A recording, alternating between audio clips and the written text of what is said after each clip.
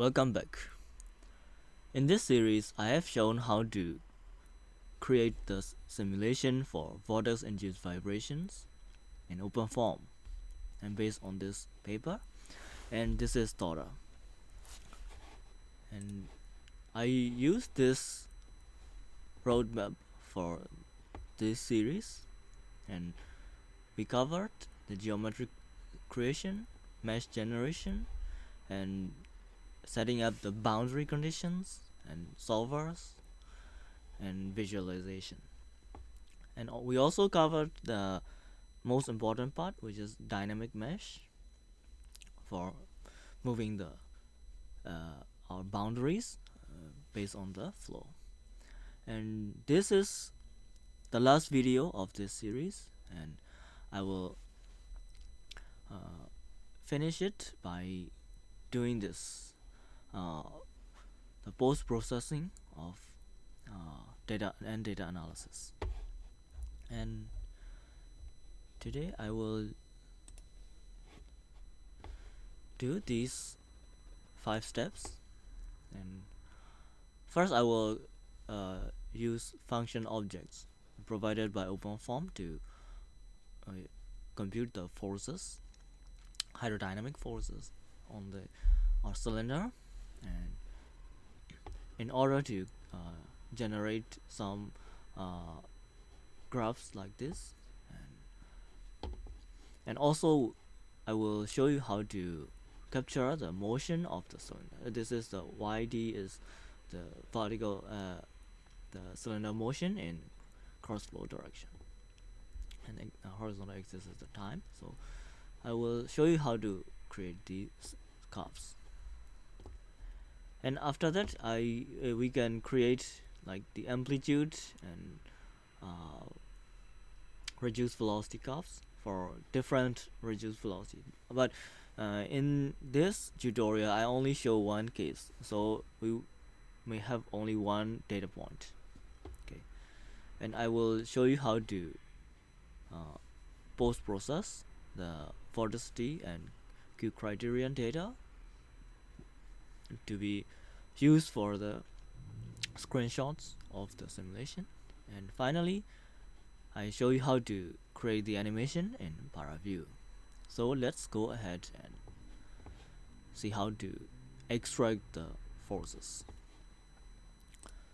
Well, this is the simulation directory, so I finish for 200 seconds, which may not be enough for a lot of VIV simulations, because there may be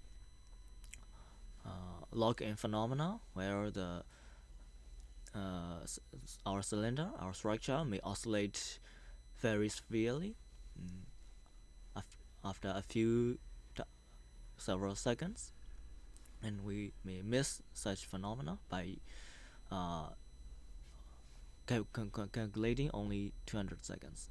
So maybe we may need to compute several seconds more, but for this tutorial it's only for demonstration purposes. I use 200 seconds. Okay, and if we look inside the results, we have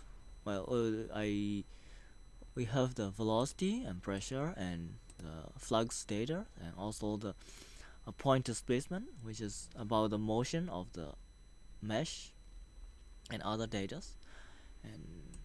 But we don't have the force data, so we want to compute the fluid force acting on the cylinder. And to do this we need something called function objects. So we need to put these function objects inside the control file, and like this.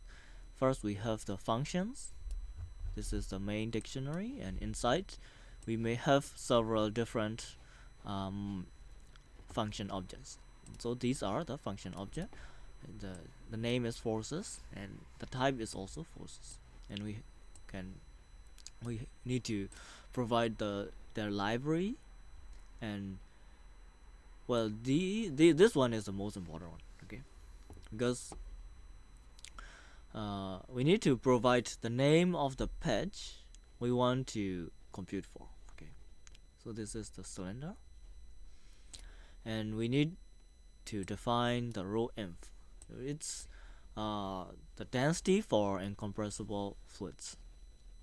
So for rho inf, in my simulation I use 1 kilogram per cubic meters, so it's 1.0, and we can set up the time step, etc. And one of the important thing is we may need to define the coefficient of center of rotation. So it's important for computing the moment due to the fluid pressure. But for our simulation, it's not very important. But for example, if you want to simulate the drag, lift, and the moments of airfoil, you may need to set this properly. Okay, so this is like the setup. All you need to set up is the patch and the density and the center of rotation. And okay, the command you need to use is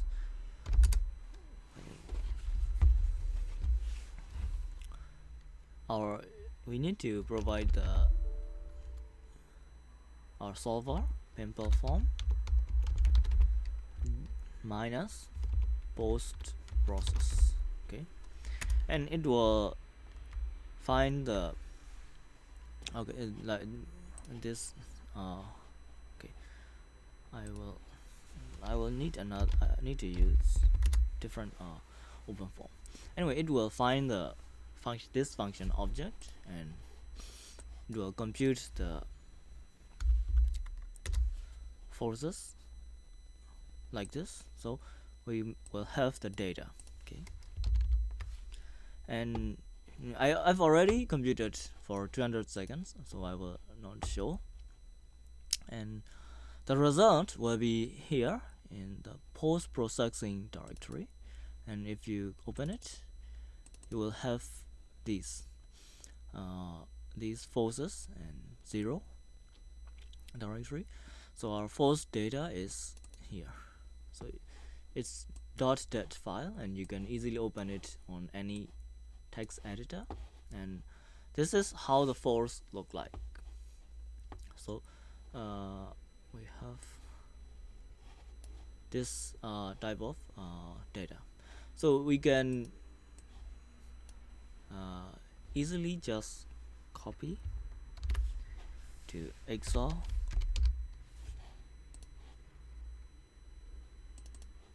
and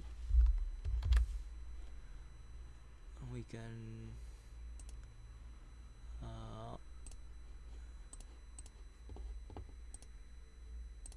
okay, and now we have the data like this. So this is the fx, fy, fz, and you will have the forces as the pressure force and viscous force. But for our case, we only care about this total force. But if you want to compare how the influence of the wake region versus the boundary layer, you may be interested in comparing these two terms. Okay, but for our case, the total data is enough. But sometimes there is a problem. Okay, especially in the older versions of OpenFOAM, the force data is like this. It was like this, and okay, we have 3 components. There are several unnecessary curly brackets, and it's really painful to remove these things. Okay, so if it's the case, you may want to use some sort of Python script, and for me, I made such Python script, simple and probably a too simple one, so you may need to uh, modify a little bit uh, based on your force file or something like that. And all you need, but anyway, all you need to do is put your force data to the same directory, to this forces Python file, and just run that Python file, Python 3 and forces, and it will generate this data file. Okay, so this is like time fx fy,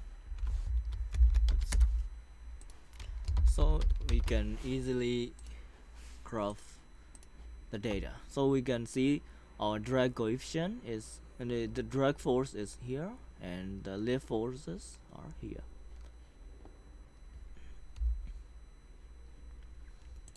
So, but anyway, my most interested is Fy, which is our lift force.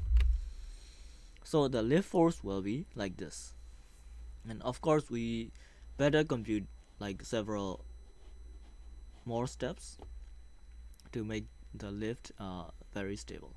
It has a little bit some sort of oscillations, and these are due to the motions of the cylinder itself.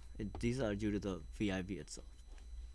Okay, anyway, you can also take the fast Fourier transform FFT of this data to compute the Strohel number, which is about the frequency of the vortex shedding. Okay, well, this about the forces. Okay, and the second, maybe the third part, is the center of gravity. So we have our result like this. Our cylinder is moving, and but we don't have the data for its motion coordinates. So, and these are actually written out as, in every time step you have the directory uniform, and in here we have 6 rigid body motion state file, and it's written in this center of rotation x, y, and z coordinates. But the problem is we have several separate files located in several separate directories. So all we need to do is create another Python script to just read across these directories and show it in a show it, or maybe we can even write out as a CSV file easily.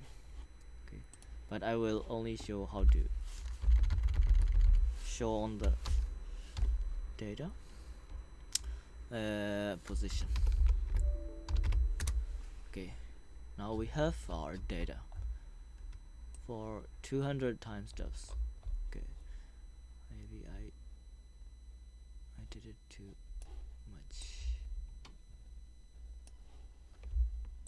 Okay, and again we can easily see it inside an Excel. Okay, space. Well, here's our data. We don't have any motion in x-axis and y-axis. We only have, okay, so this is the motion. In other words, we have the lift and motion absolute values, and all we need to do is just divide it by our cylinder diameter to have the motion amplitude. Okay, so if we like divide it by its one diameter is 1 actually. Okay, so it's already the same as the uh, motion amplitude ratio, so it's like around 4. Okay, my VR is I don't remember the reduced velocity, but anyway, it should be around here. Okay, anyway, it should be good, probably. But if it isn't good enough, we may need to take care of the mesh by refining it. And this mesh I use is only for demonstration, so maybe we have some discrepancies, but I don't care in this demo. Okay, and the last part is how to use Paraview for Q and Vorticity. So actually I already generated these data, but I will show again how to do it. So I will again use post process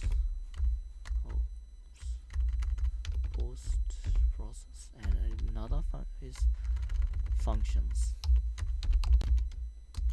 and we can write as Q, and it will write the data for our Q criterion, and you can replace Q by Vorticity, and it will write the Vorticity data. So we can see these data in the Paraview. Well, this is the Paraview file.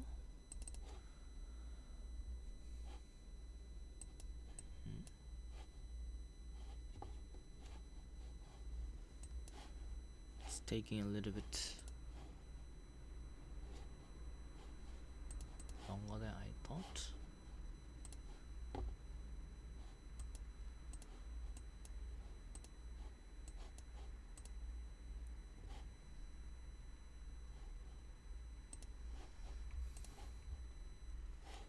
Okay, sorry for the time. Anyway, we have our cylinder, and we will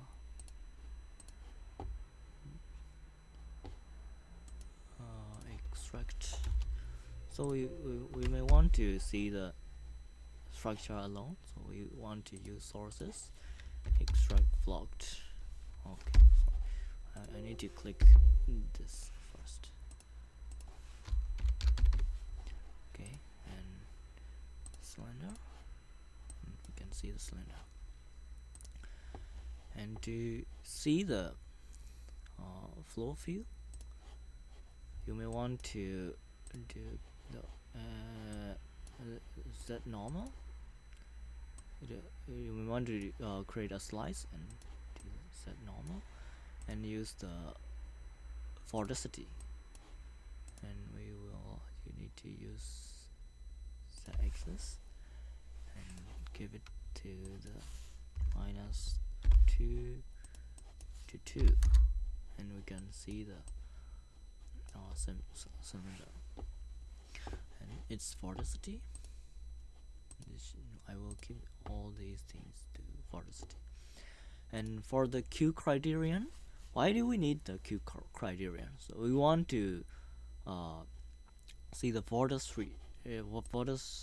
Sheets, and we may use these in our publication, so I will show how to do it. And to do that, click on this main OpenFOAM, and then click on this contour.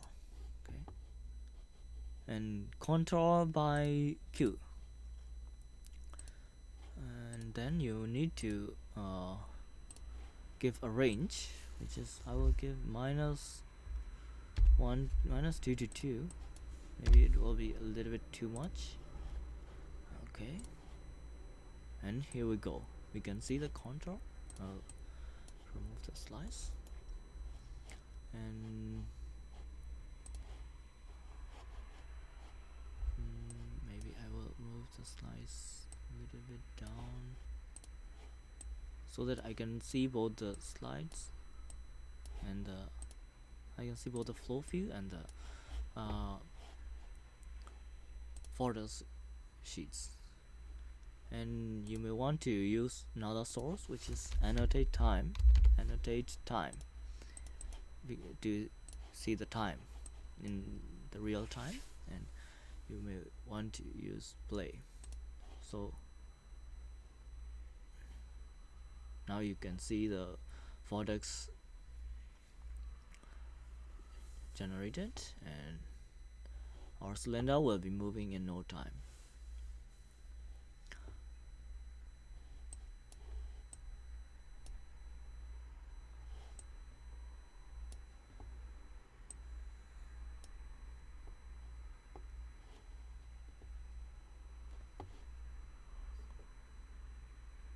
And as I said before, we can see the vortex shredding, and it will be similar to the our Vorticity.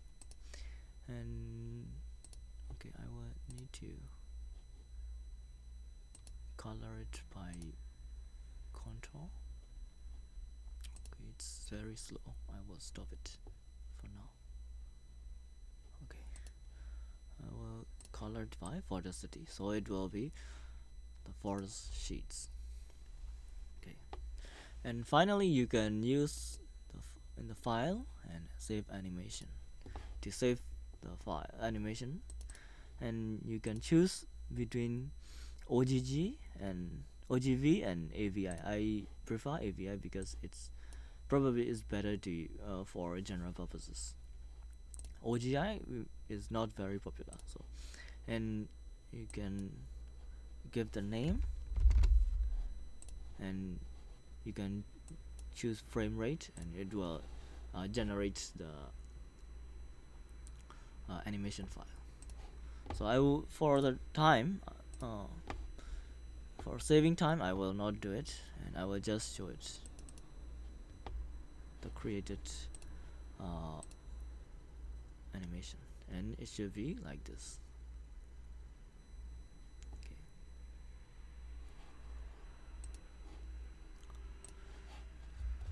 So throughout these